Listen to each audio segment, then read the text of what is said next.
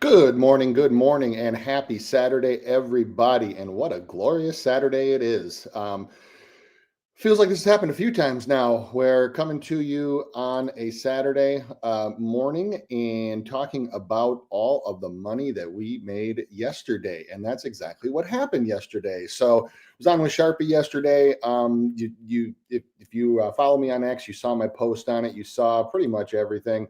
Um, man, what a day. Free plays that I talked about Corbin Burns, about how I see 8 in the lineup. He actually got 10. Talked about how Flaherty, Blue Jays chase, so you got to look over. That's exactly what happened. Only one that I was a little scared about, and he was behind early. It got caught up, was Mackenzie Gore. Finished with 9, so I think it might be time, which I'll get into that in just a moment, about kind of considering Gore to be somewhat matchup proof, because he had a situation where he hadn't had a lot of success before. He was on the road. There was potential rain. There were a whole bunch of things against him, and the man just kept going. So probably something that I'm going to take away from yesterday. But man, what a day. The stuff that Sharpie gave out, 4-1. VIP for me, 4-0. We also had 3 different parlays that we hit. Grand total of up almost 10 units if you played everything just yesterday. And the stuff that I gave out on the show, the 2 that I said that I would take, which would be Flaherty and Burns, both of those hit. So, I mean, just money raining. Now, the trick here is, and this is the first thing that I want to talk about what did we learn yesterday, right? Is that number one, and first and foremost, is don't give it back, right? You took it. If you played what Sharpie and I told you, you took the books, you made your money, don't give it back. Spots like that, where there's so many aces and so many great matchups, don't come along very often. And so if you took advantage, good for you. We did in VIP, we took full advantage of it. But now the trick is, because today is not as rosy, today's not as bright, today is not as, there aren't as many great spots for today. So, and that's okay. It doesn't, every day doesn't have to be a banger. Putting it into a baseball analogy term is that, like, teams' responsibility and job to win a game is to score on offense, is to score runs, whether that's 3 or 4 singles, whether that's a walk, a sacrifice in a single, whether that's home run. It doesn't make a difference. What matters is, where do you finish at the end of the day? And so, I've seen this happen before, is that after banger days and after great days, the card looks kind of bleh, except for a few spots, like kind of today's card does. And people are like, well, I'm just going to follow, I'm just going to find the best spot. I'm going to bet it the same way. No, it's a combination of spot, matchup, situation. And if all 3 don't match, then it shouldn't be played like the times that it does. And so, not that I'm saying don't have any money in play today, but kind of like when I was here on Thursday, for those of you who are here, I said, kind of a meh card. Sometimes on meh days, I like to kind of cap the unit size that we put into play. Today's not that kind of day. It's not that bad. But it's certainly not a situation where, just because you won last night or yesterday, you want to go hog wild today and think, or especially if you missed out on some of the stuff yesterday, or maybe you didn't play it, you didn't see it, you thought, nah, I can't get there with some of these guys. I mean, I have no problem with that. Like, I think I had one person who was like, oh man, like the Blue Jays, like, I can't get there with Flaherty, man. I'm like, I get it. And I'm not offended by it, but don't get FOMO. FOMO is what causes the books to recoup their losses and then some, meaning, oh, I missed the great spot yesterday, so I'm just going to find the best spot today because I have the fear of missing out on something else, and I'm going to go at it. So the same every day is 0-0. And the goal at the end of the day is to be ahead on the scoreboard, whether that's 1 unit, whether that's 5 units, whether that's 0.06 units. It doesn't make a difference. The point at the end of the day is to be ahead on the scoreboard. That is the goal. All right. So let's revert back to yesterday real quick before we get on to today. And I give a shout out to the chat here and we talk about what we learned. All right. So the first thing we learned is that strikeout pitchers will strike guys out. That's just the way that it is. You saw it with Crochet. You saw it with Sale. You saw it with Reagans. You saw it with you even saw it with like Taj Bradley. You saw it with just so many guys yesterday. It's hard to go through them. You saw it with Mackenzie Gore. Strikeout pitchers will strike guys out. And so what that tells me is that at least for the time being, and probably even leading up through the end of May into June, is that for some of these big strikeout pitchers, is that while I might not be on the under or on the over always, you can't play an under on them because the potential for strikeouts is just too high. There's some guys that are just that dude. Tarek Skubal is one. Cole Reagans is another. Garrett Crochet is fast becoming another. Sale is getting back to that form. We're going to talk about another one today. You can probably already guess who it is. And I mean, Mackenzie Gore is probably another one right now. But basically, when you look at them, for guys like that, you're looking at the over or you're looking at nothing. Under just simply isn't an option because there's just too much strikeout potential for the pitcher themselves. So I do have guys on that list for me. Like I said, my list currently for guys that I'm only looking over or I'm passing are the guys that I just mentioned: Skubal, Reagans, Crochet, Sale, and Gore. And one of the guys that we're going to talk about today, who has a pretty good matchup. So I'll get to him in just a moment. But those guys are just guys that you just can't look under on. The other side of the coin is that the high whiff teams, the high strikeout teams are the same thing, but in reverse, in that you can't take an under against them. The Rockies are one, the Angels are another. Those are the only two. The Marlins are probably a third for me. Those are the only three right now that are firmly entrenched on my no under island. Actually, the Red Sox are probably a fourth. So it's not that I won't. I'll always bet an over, but I probably won't take but I'll never take an under on them. So it's either over or pass. So those are kind of just the general learnings from yesterday. But really, the big thing I wanted to mention is that the goal here is to bank the money that you took yesterday, and then look to find strategic spots to invest today. In fact, I told VIP already. I said, I had like 10 finalists yesterday. Actually 11, I think, counting the guys we talked about on the show. And today I think I have like 4 or 5. And what I said was, what you might want to consider doing is having less plays, but the ones that really, really shine, to invest more in them. So instead of a unit, do a unit and a half and only have one play. There's some times where volume betting works in this, where strikeout for props. Sometimes it's better to just pick 1 or 2 and invest all the money you had planned to play in that day in that. So we'll get to those spots in just a moment. Before we get to the chat, I just want to say, if you haven't yet, please give a like, give a share to this video. Follow me on X at SpinDocSports if you aren't already. And also please subscribe to the Daily Bread Network on YouTube and also on X. We do appreciate that. Give the video a like. We do help. It really does help us get our message out there. So shout out to the chat here. Eric J, good morning. Time to smack the bookies back to back. Yes, that is the goal every day. I love it. I love it. I love the attitude. Go get him, my guy.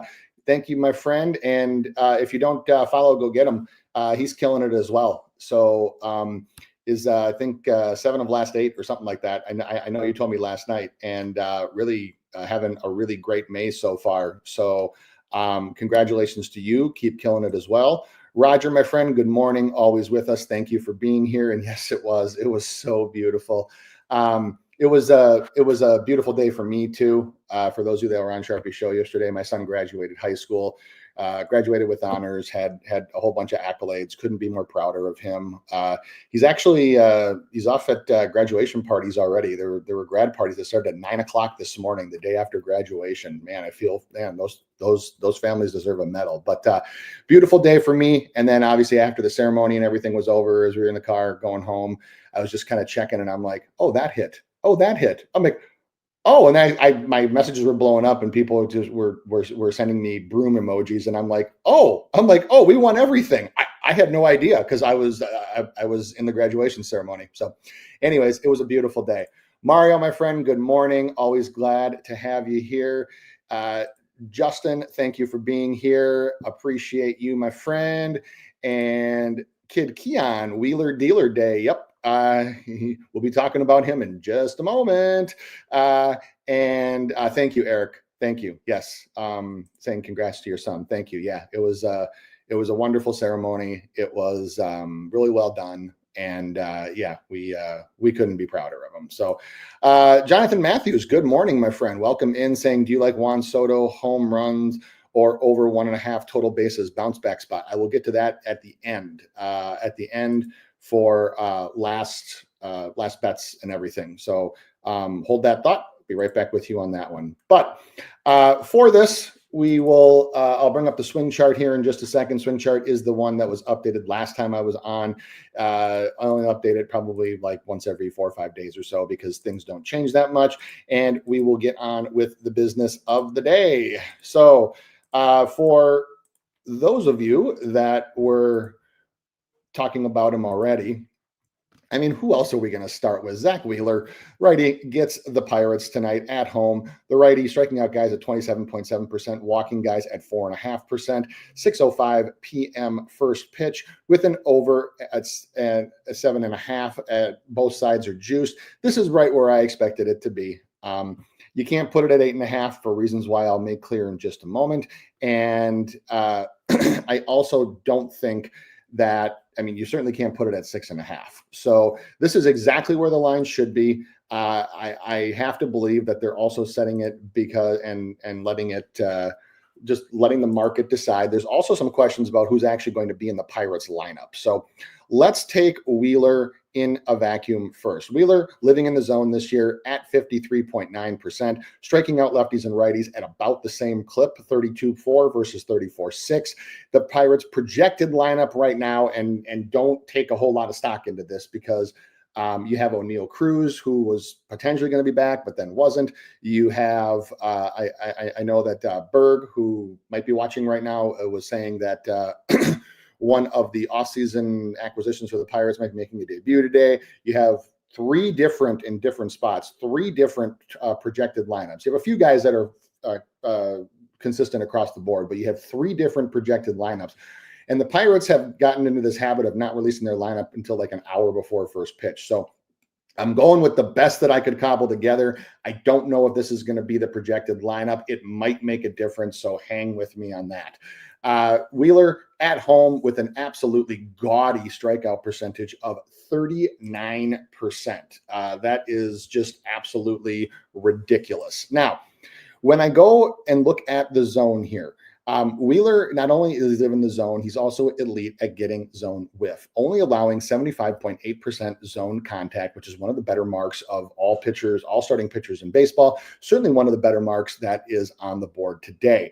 Now, looking at this lineup, I see a few guys that have some really good past history against him. But what I also see is only 3 of these 9 projected hitters right now. And again, I don't know if this is going to be the final lineup. So do have zone contact under league average. The only 2 that are significantly under right now are Gorski and Canario. And I'm 50-50 if these two will be in the lineup today. If both of those guys are in the lineup, because both of them, especially Gorski, do have a high whiff percentage to a four-seam fastball, which Wheeler can run up in the high 90s, and also have a gaudy whiff percentage to the splitter, which is one of his main out pitches to lefties and righties, is that you can probably mark both of them down for about 3 strikeouts total. So if they're not in the lineup, it becomes a little trickier, and here's why, is because more than likely, almost assuredly, Frazier and Kiner Falefa will be in the lineup today. Now, Kiner Falefa has not faced Wheeler, so I'll get to him in a second. But Frazier is only struck out once in 9 plate appearances against Wheeler. He doesn't chase, and he's got elite zone contact. He's also elite at making contact against a splitter. Adam Frazier is just a high contact guy, period. Very disciplined hitter. So very, very hard to strike out. I don't think that Zach Wheeler at home really, you can really count any spot as like a dead spot, but Frazier is about the closest thing. And that's why, one other reason why I think that this line was set the way that it was. The other thing with the other guy, Kiner Falefa, does have a little bit of zone take. He swings under league average in the zone, but when he does, he makes contact at a gaudy 91% of the time. That's top 15% among all hitters. So I don't necessarily think that, like, can Wheeler strike them out? Well, sure he can. I mean, it's Zach freaking Wheeler. I mean, he can strike almost anybody out in Major League Baseball. However, if those two are in the lineup and Gorski and Canario are not, then it's going to depend on who replaces them. It's going to depend on what they do with this lineup. The reason being is because I look up and down and I do see that Reynolds, who might lead off unless they decide to go their lineup in reverse, like they did a few games ago with Frazier and Kiner Falefa up top, is that Reynolds has struck out 5 out of 10 times against Wheeler for a 50% K rate. He also makes contact under league average in the zone, and his chase contact is absolutely abysmal. So I have him for a 1+. Wheeler, I never like marking guys down for 2 strikeouts because a whole bunch of things can happen that can just kill that situationally. What I always do is I mark them down as 1+. And basically what that means is I count them as like 1.25 or 1.5, is that they're probably going to strike out once, or they can strike out. There's a 50% chance that they'll strike out twice. So going down the rest of the lineup is that a few of the guys other guys that are here, Triolio, who is projected at least on one site to be in, bad whiff percentage against a splitter, and Wheeler has got him 3 out of 6 times. You can probably mark him down for 1. You can also probably mark Joey Bart down for 1 from my perspective, even though Joey Bart does have a zone contact above league average and has only struck out to Wheeler once in 5 plate appearances.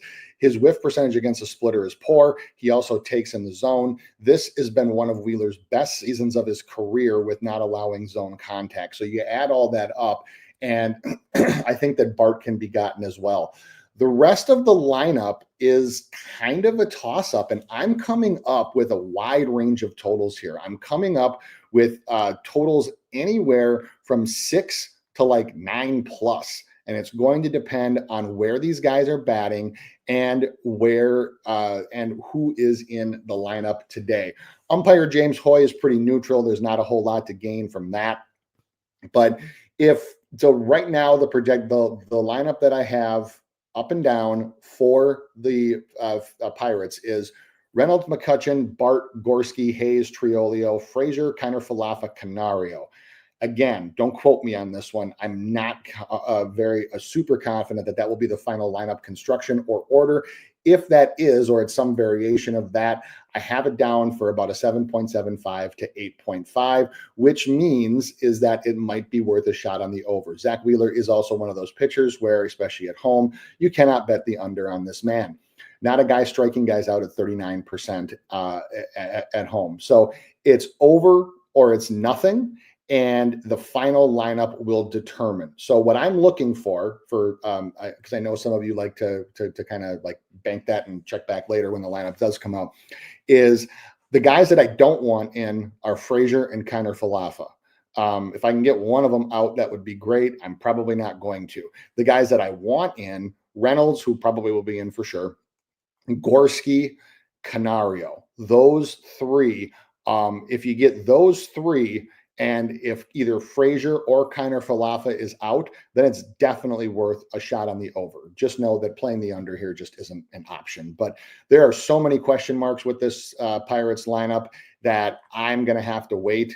If you want the earliest update on the lineup, my suggestion would be to subscribe to alerts from underdog_MLB. They always have it first. They have it before, like RotoWire and the other sites do. So that's what I'm going to do. I'm going to turn that on today. But it's over or nothing. So if it's nothing on the straight bet, what you might want to do, especially if the Frazier and Kiner Falefa are both in, and especially if they're batting up top, if they bat them like anywhere in the first three spots, is that you might want to take Wheeler down a peg and take him down to 7+, and then play him with something else to get close to or some plus money. So I wish I could be sitting here telling you to just hammer Wheeler to the moon, but thinking strategically, and this goes back to what I said to start the show, don't give it back. Don't just automatically see Wheeler against the Pirates, hammer, hammer, hammer. Is that, can he get 8? Of course he can. It's Zach Wheeler. He can get 10. He can get like 10+. But the Pirates need to let us know how they're going to construct this lineup today, because that will also not only determine likely how many strikeouts he has, it'll probably determine how he pitches as well, because Zach Wheeler is an incredibly, exceptionally smart pitcher and a very strategic pitcher. And especially if I'm assuming Real Muto will be in as his catcher, that they call the game very strategically. So let's say Frazier and Kiner Falefa are batting in the 1-2 holes. I wouldn't be surprised if they just pitched a contact for those two, let them put the ball in play, because Wheeler initiates so much weak contact with his stuff. Then you start getting to the guys that are like more gettable. And that's where you can even look at, if they're batting up top, you can look at, okay, is there a live spot? Because if Wheeler spends, say, 10 to 12 pitches, let's just say 10, like 8, let's say 8 to 10 pitches on those two guys, gets no strikeouts, then, because it's also very common for Wheeler to go through the first inning and a third and not have many strikeouts, maybe one, because he pitches strategically to pitch deep into games. So if those guys, the high contact guys, are up top, what I might be looking to do is to say, can I get a better price on a 7.5, or can I get a decent price, even like a -135, -140, which is better than like the -180, 190, maybe -200 right now, on a over 6.5, and take that live. That might be a better play, because Wheeler is a guy that does tend to start racking up the strikeouts the deeper he goes into games. So there's a whole bunch of different ways to play this. I obviously wouldn't blame you if you wanted to put a little bit on the over 7.5 right now. I mean, it's the only way you can look, but just know there's a whole shit ton of question marks for Mr. Wheeler, and more specifically for the Pirates. So, I see Berg. Thank you, Berg, popping in. Spencer Horwitz, who could play. Yep, that is correct. That's right. I forgot about that. They did trade for him in the offseason, and I saw him in one. So I normally only check RotoWire and Swish Analytics, but I checked 3 sites today. I forget the other one. I just did MLB projected lineups, and I saw Horwitz was projected in 1, but not in the other 2. But then again, I think that RotoWire had O'Neal Cruz in, and again, there's just so many question marks about how they are going to organize this. Real quick, Mom Who Bets, thank you for joining, always with us. Let's cash indeed, and good morning to you. And D with us, thank you for joining us, D, saying Wheeler 18 outs recorded. Again, it's going to depend on the lineup. It's a good question. If it's over 17.5 and you're not paying like -1,000 million juice, then yeah. The over 18.5 at plus money might interest me if we get the right lineup for this one. In that, and for that one, I'd actually want more high contact guys and more guys who swing versus guys who take, because right now in the projected lineup that I have, at least, is that I have guys that take in the zone. I have 1, 2, 3, 4, 5, 6 of 9 swing at or below league average in the zone, which means that instead of like 1 to 2 pitches for Wheeler to get them out, he's probably taking 3 to 5, which when you're playing an 18 and a half on innings, that can matter in the latter stages. So if it's a higher contact lineup, I actually might be willing, because this is a great question, D. I actually might be willing to go outs if, like, say they bat Frazier and Kiner Falefa up top. If Triolio is in, and if Ke'Bryan Hayes, which I'm assuming he'll be in, is also in, because all of those guys have really high zone contact. All of those guys have at least a decent swing rate in the zone. So you could see a lot of quick outs from Wheeler there, which then make the outs a more playable proposition instead of the strikeouts. So really good question. And Philip in the house. Good morning, Philip, saying good morning. Good morning to you. I'm liking Wheeler, Pivetta, and Gallen today. My super guy is Cameron from the Royals. Well, hold that thought, especially hold that thought on Gallen, because you're about to hear a little bit about him. We'll go over the other two at the end. All right. Moving on. The second guy is Pablo Lopez. Pablo Lopez, the righty for my white hot Minnesota Twins. They've won 12 in a row, and with as well as the Timberwolves are doing in the NBA playoffs, they're not getting a lot of media coverage for it here. They're getting like a 10-second snippet on our local news, but I'm like, this team's won 12 games in a row, man. They're the hottest team in Major League Baseball, and if the playoffs started today, granted we're a long way away, they'd be in the playoffs. So.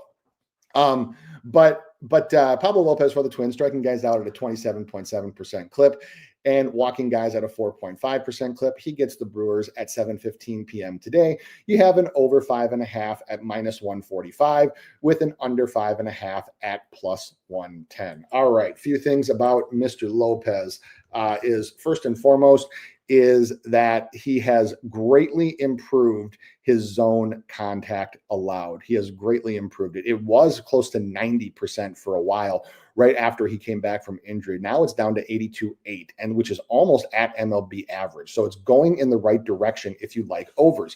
Lopez does operate in the zone a little bit above league average, but his chase contact is elite, 52.1%, well under pitcher average. And as you can see, the outside zone contact here for teams well under the overall average for teams as well. So what I'm looking for with Pablo, especially because of his sweeper and how effective it is that I'm looking for guys who chase and don't make contact when they do. So I go to the Brewers as a team here, and I do see that, well, we have a issue right away, is that they don't make they don't chase. Now, they make contact when they do. So we already have something that is making me lean to the under. The other thing here is that what they struggle with and is swinging in the zone and not making contact. So with Pablo, he's had a few starts in a row, consecutive starts where he's had great zone contact allowed. So that is going in the right direction. But when I look at this projected lineup for the Brewers today, and I think this is what I would expect it to be, something close to this, is 4 lefties, 5 righties. Now, I see a few things. Number one is projected in leadoff. I don't know if he'll lead off, but I'm sure he'll be in, would be Sal Frelick. Sal Frelick is a dead spot.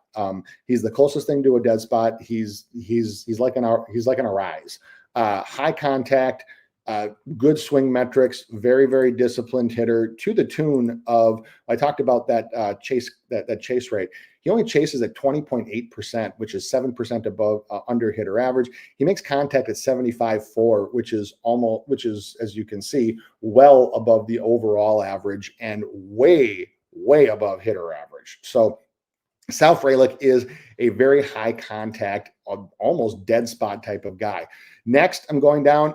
I do see Chourio chases, and Chourio doesn't make contact when he does. That's a potential strikeout spot. I see that Yelich chases and doesn't make contact. That's a potential strikeout spot. Wilson Contreras is good. That might be a half. Bryce Terang is probably a half, maybe a little bit less. Rhys Hoskins is doesn't chase, so it's probably a half. Jake Bauers is probably around the Jake Bauers doesn't chase, but is horrible at chase contact. And then you have Ortiz and Durbin at the bottom. Ortiz with some really, really good chase metrics. And then in the 9-hole with Durbin, you have a very, very high chase rate. So when I go down this lineup, I see Chourio, I see Yelich, I see Bauers, and I see probably Hoskins that he can get. When I go to past history, those numbers match up relatively well with what Lopez has done to them in the past. And what I see here is, so Yelich, he's gotten 4 times, but only 18 plate appearances. Contreras, he's gotten 3 out of 5. Terang and Bauers, he's gotten a total of 4 out of 8. So right now, where I'm at with Pablo Lopez is that what I would love to see Sal Frelick not in the lineup. I would love that. And honestly, anybody else that they could put in from the bench besides Sal Frelick would be wonderful for an over. I'm not sure we're going to get that, so we should assume that he is in. But for the other guys, the guys that I would want to see, that I would need to see in to want to take an over, especially to pay that juice for a road pitcher, albeit one who's hot, is Chourio for sure because of his chase. Yelich will play, I'm sure. Contreras, I'm sure, will play. It would be nice. Joey Ortiz would be nice just because he does chase. And then a few guys because of their lack of chase contact, like, even though I don't think he's going to be in, it would be really nice to see Garrett Mitchell in.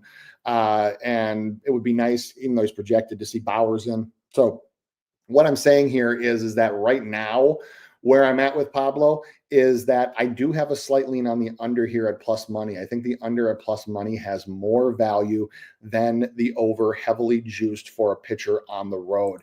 And yes, I know that he's hit 6+ in 5 straight, but 4 of those have just been just 6 exactly. And they were also to teams, when you look at swing metrics, is that you look at Baltimore with some of their swing metrics have been just pretty bad. You have a Cleveland team that he's actually seen quite well that chases a ton. You have the Angels, who are horrible in all contact metrics. So there's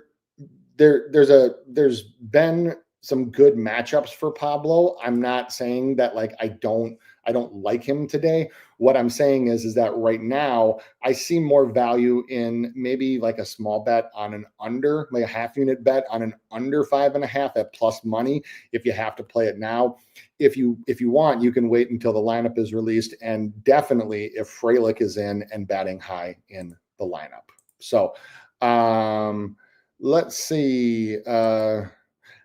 Zimmy in the house. Welcome in, my guy. Unreal day. Normally you don't ever do parlays. Took yours for 150. Thank you.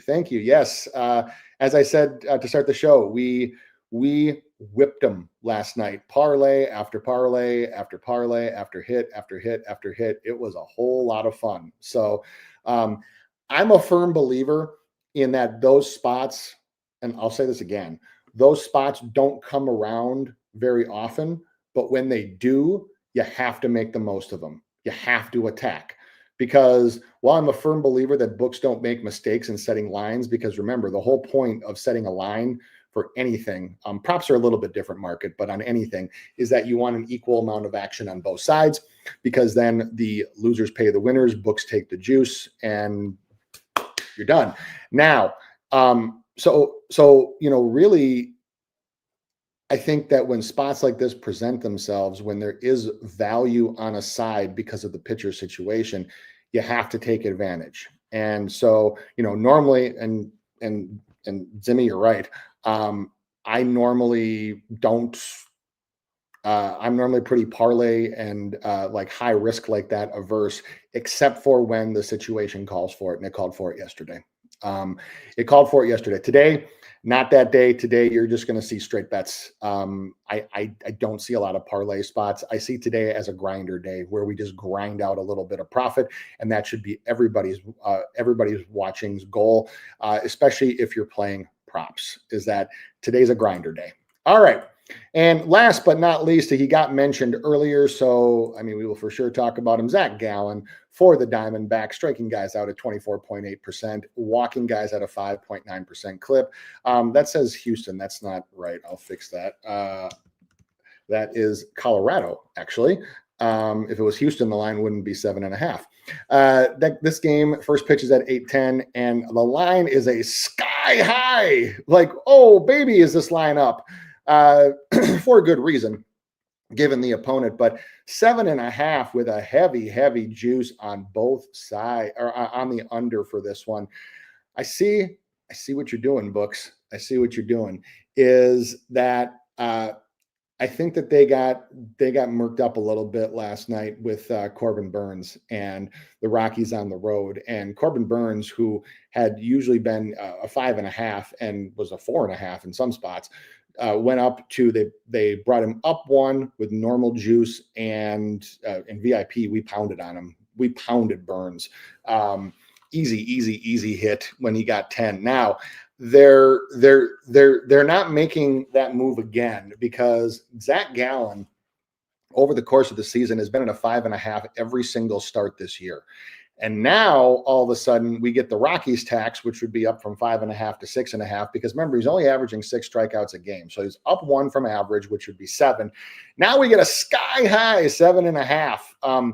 Normally my radar would go off and say, oh man, this guy is going to have a day.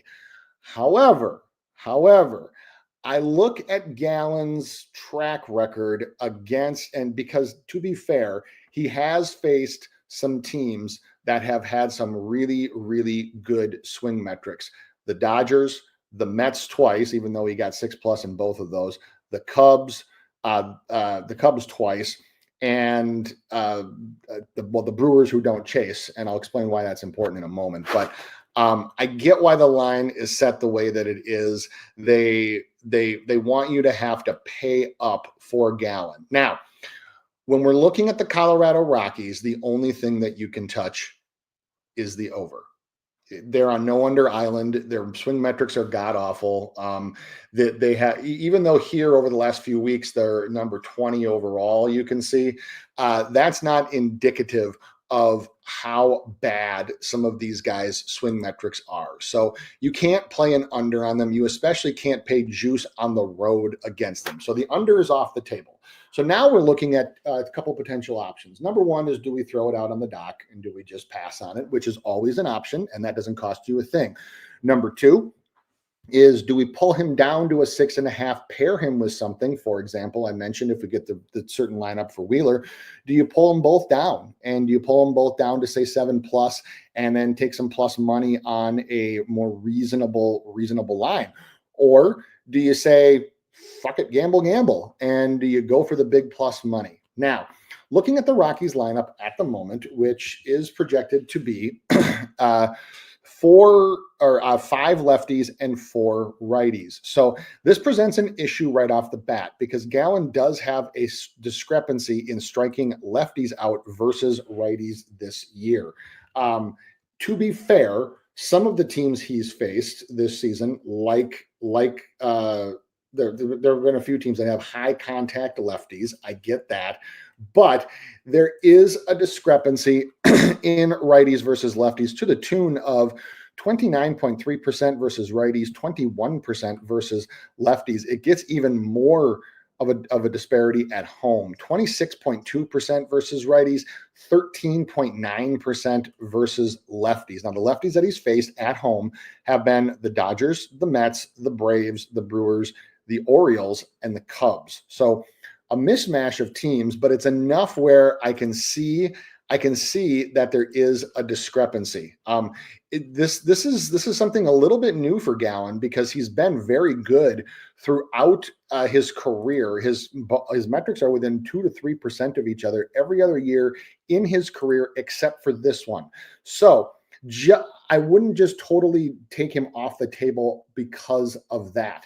What I'm looking for with Zach Gallen is the same thing today, is the same thing that I'm always looking for with a pitcher like Zach Gallen, and that is what is the chase and the chase contact? Because Gallen is not generating a whole ton of chase this year, only 23.5%. However, when he does generate chase, he makes guys whiff at a great rate, 44.3%. This is a result of the pitches that he throws, especially the knuckle curve. So Wheeler and Gallen are very, very similar in the type of curveball that they throw. It's not a traditional curveball. It is a knuckle curve.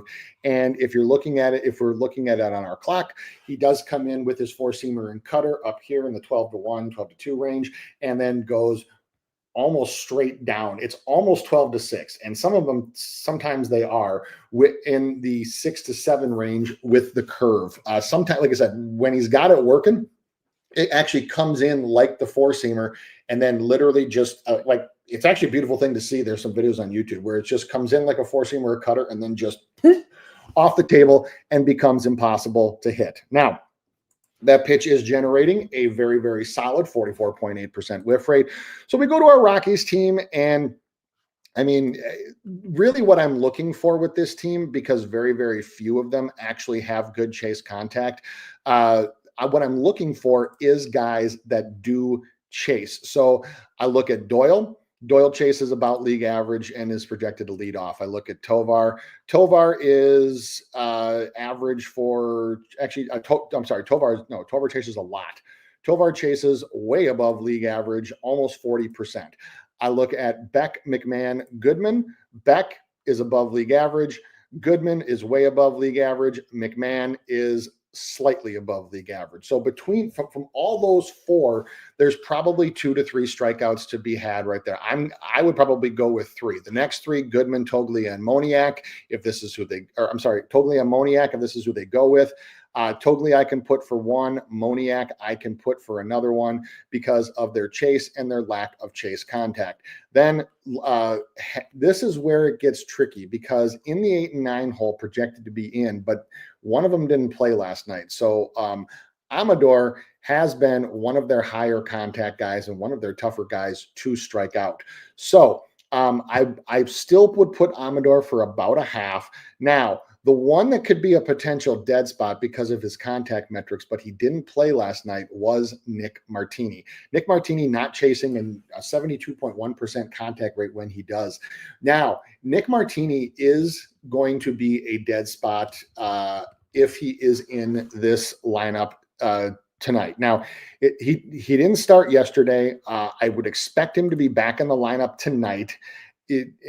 Especially because he's a lefty and he could be batting higher. That could throw a wrench in our over 7.5 plans, because when I look at this lineup, when I look at some of Gallen's issues with lefties, and I look at there's about 6 of 9 that chase above league average.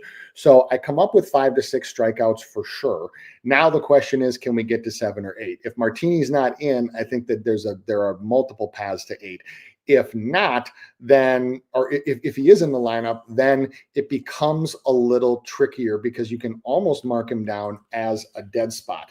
When you go to past history as well, the only guy that he's faced with any regularity, Gallen, in this lineup is Ryan McMahon. He struck him out 12 times in 42 plate appearances. I already said he got a mark down for 1, possibly 2.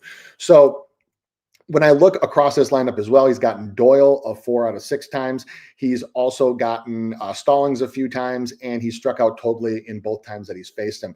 There are a few guys that he has had trouble getting. Tovar, who I had already mentioned, is a high chase guy, but is 0 for 7 against Gallen, so you can probably only mark him down for a half. Where I'm going with all this is, what all this adds up with to me is, with this projected lineup with Martini in, it adds up to 7. And I'm coming up with 7. It's a number that if the number was 6.5, even if it was juiced, I'd probably be looking to, at least if we get the projected lineup, put a unit on it, because I think 7's a doable number. 8, I think, is going to be tougher. Because what that means is, if Martini is in, there's probably 2 to 3 guys he's going to have to get multiple times. Can it happen? Well, of course it can happen. It's the Rockies. The outs prop, not a whole lot of evidence there, because it's 17.5, which is where it's hovered. Same thing with hits and walks and earned runs are all right about where they should be. So really the question you have to ask yourself right now, if you're going to play it at this moment, is that do you think that Gallen can get, I would say, three of the guys in this lineup multiple times, two for sure, maybe three, because there are a couple guys in this lineup in the projected, specifically Martini and Amador, that do have very, very high chase contact. And Gallen does not have an overpowering fastball.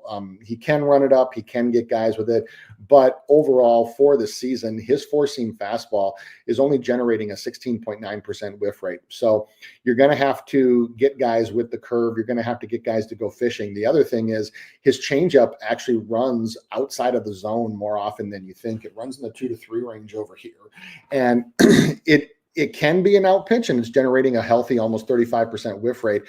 But the problem becomes, one, he only throws it 12.9% of the time. Number two is that when it runs out of the zone like that, I already mentioned some of the guys that do have chase contact. So it's going to be the knuckle curve. And while there's guys with ample whiff percentage to this pitch, there are a wide variety of outcomes for Gallen right now. So if you have to play it right now, my recommendation would be to pull it down to 7 and pair it with something else that you like. If we get Martini out of the lineup tonight, which I'm not really expecting that to happen, or if we get Amador out of the lineup, which could be, and he is a switch hitter, so my guess is they'll overload it with lefties, is that I would pull it. 7's doable. 7's doable. 8's a big number for Gallen this year. So I get it if you want to take it. I get it if you want to go after the plus money. I would never argue with anybody for taking an overprop against the Rockies. They have some of the worst plate discipline in Major League Baseball. They're one of the highest strikeout teams, so I understand it. When I'm running this projected, when I'm going through it up and down, with Martini and Amador in, I tried to find a path to 8, and it was tough to do. And if being tough to do is fine because it's plus money and it should be, but I was trying to find a path to like 7.5, where if I can come up with 7.5, that tells me, with my math, it's about a 50-50 shot that he hits 7 or he hits 8. I think it's more likely it's a 50-50 shot if he hits 6 or he hits 7, probably a little more like 60-40 that he hits 7. And so if you want to take the 7 and pair it with something else, that to me, if you want to play it right now, would probably be the better bet. So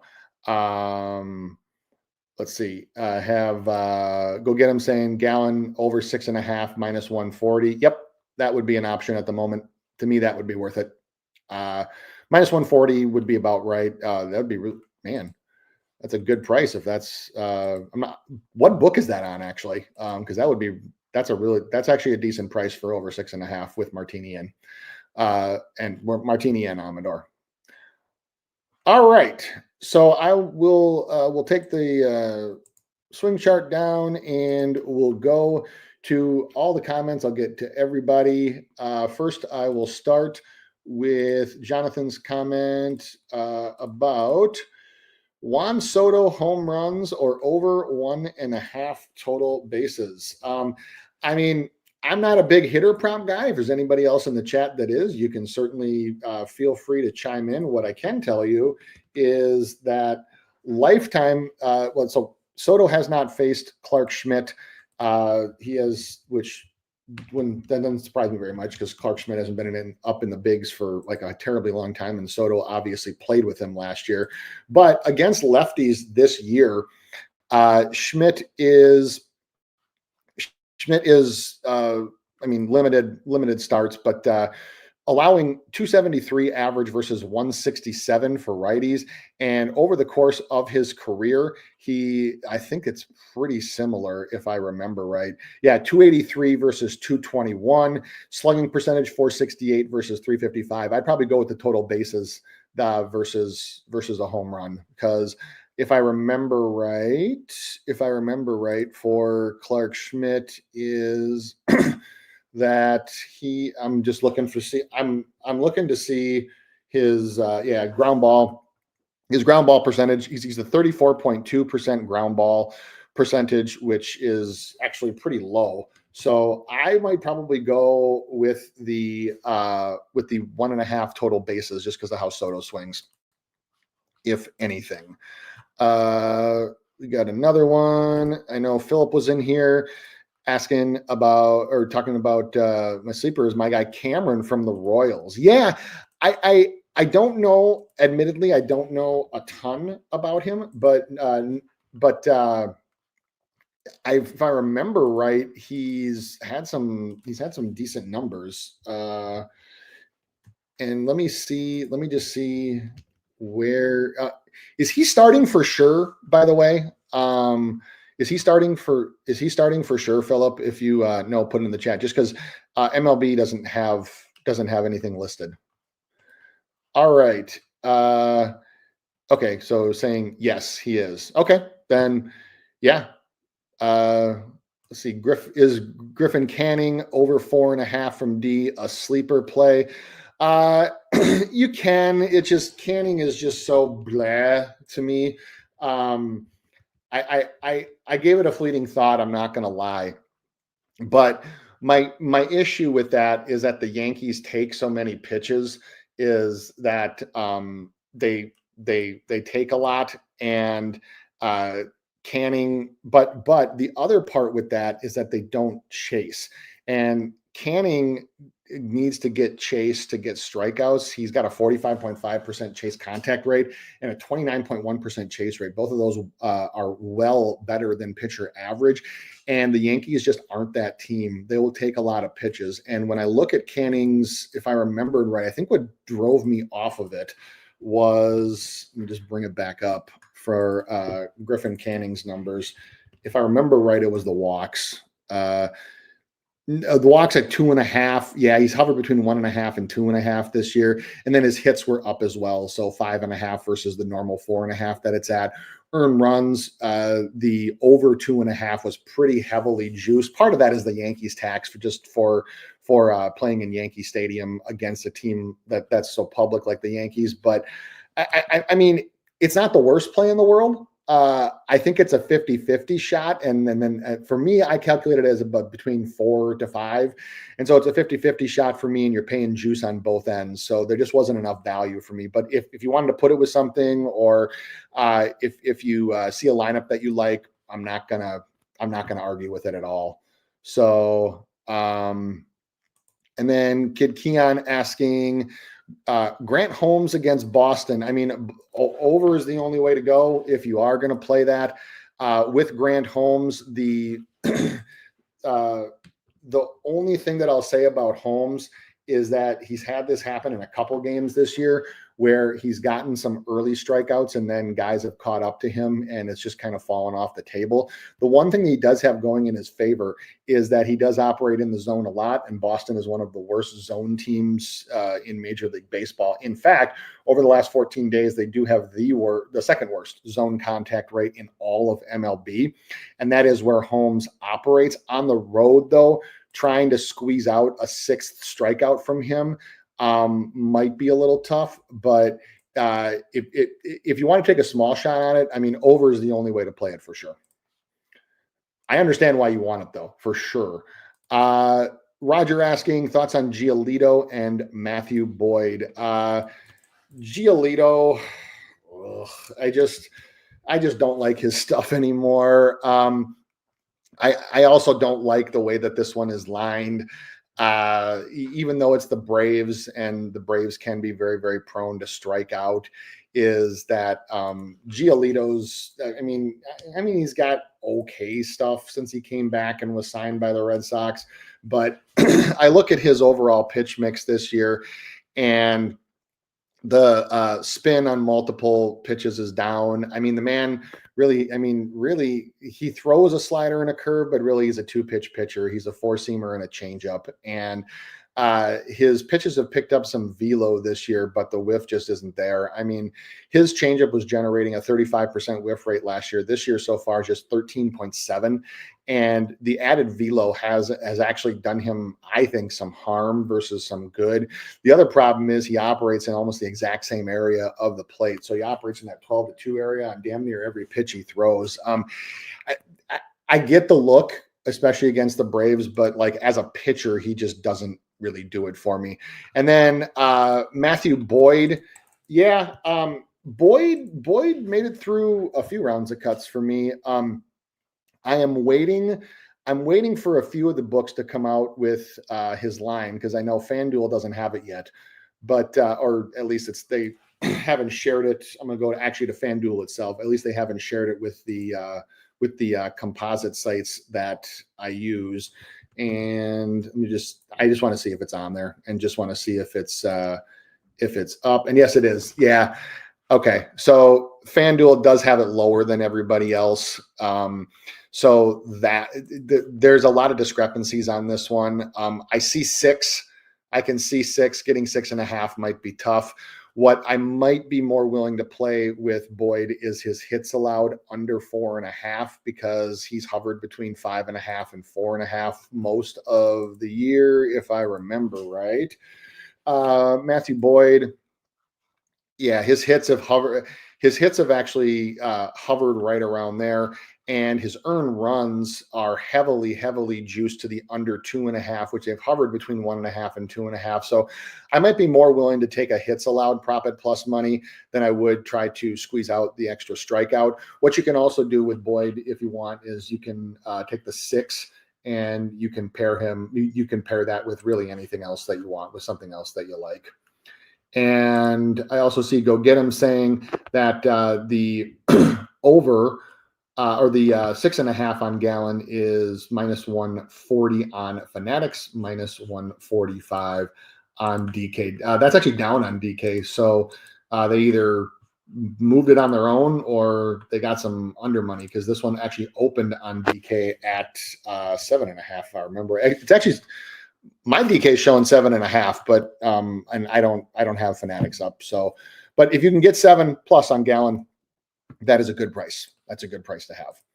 Other looks that I'm looking for today for baseball, if you want a plus money line, I think that the Blue Jays at +118 at home can make sense.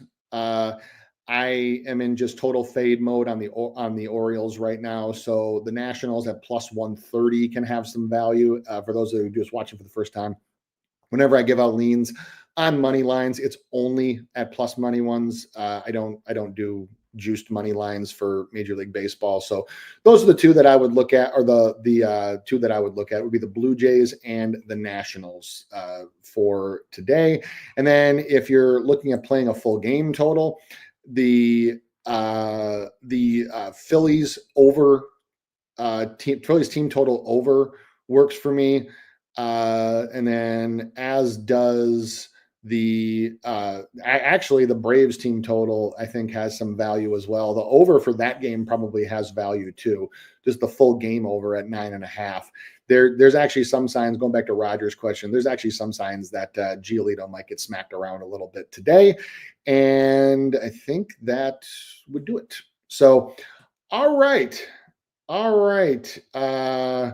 And Go Get 'Em saying 7.5 is the actual line. You can do 7+ at -145 and bet it before lineup. Well, I get it. I mean, the lineup thing is just a personal rule that I have. Not saying that everybody has to follow that. And I also know that not everybody can wait until, like, if you're going to be out of a service area or if you're going to be busy. I mean, I totally get if you can't wait for it, or if you think that it's going to move in a certain direction.